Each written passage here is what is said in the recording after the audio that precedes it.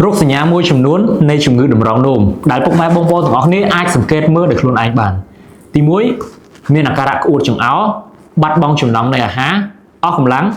វិលមុខរសេលសោះនៅក្នុងខ្លួនទី2មានអាការៈនោមញឹកជាងមុននោមទាស់នោមមកអស់នោមឈឺអ្វីដែលសំខាន់ជាងនេះពណ៌ទឹកនោមអាចនឹងមានការលាយក្រហមឬមួយក៏លាយឈាមជាដើមអាចនឹងមានពពុះកើតឡើងនៅក្នុងទឹកនោមរបស់បងប្អូនទាំងអស់គ្នាដោយសារតែតម្រងនោមមិនអាចច្រោះសារជាតិពុលចេញមកអស់បានដូច្នេះសារជាតិពុលផ្សេងៗគឺច្រោះនៅក្នុងសារពាង្គកាយច្រោះនៅក្នុងតម្រងនោមធ្វើឲ្យពិបាកនៅក្នុងការទទួលបង់មែនទែនរោគសញ្ញាមួយចំនួនផ្សេងទៀតដូចជាមានអាការៈហើមភ្នែកហើមជើងឬមួយក៏អាចហើមពេញសារពាង្គកាយហើមពេញខ្លួនជាដើមដោយសារតែកង្វះជាតិទឹកក៏ដូចជាកង្វះសារជាតិប្រូតេអ៊ីនសម្ពាធឈាមឡើងខ្ពស់អាចនឹងមានភាពស្លេកស្លាំងឬមួយក៏ឧស្សាហ៍រមួលក្រពើចុករួយពេញខ្លួនដោយសារតែកង្វះសារជាតិកាល់ស្យូមនៅក្នុងឈាមដូច្នេះបើសិនជាបងប្អូនទាំងអស់គ្នាមានរោគសញ្ញាទាំងអស់នេះកើតឡើងហើយ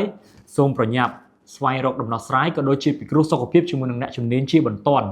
ដើម្បីឲ្យដឹងថាបងប្អូនទាំងអស់គ្នាមានបញ្ហាតម្រងនោមកើតឡើងដែរឬទេដើម្បីងាយស្រួលនៅក្នុងការដោះស្រាយឲ្យបានទាន់ពេលវេលាជៀសវាងការព្យាបាលមិនចំគោលដៅជំងឺវិវត្តពីមួយដំណាក់កាលទៅមួយដំណាក់កាលពិបាកនៅក្នុងការរកដំណោះស្រាយ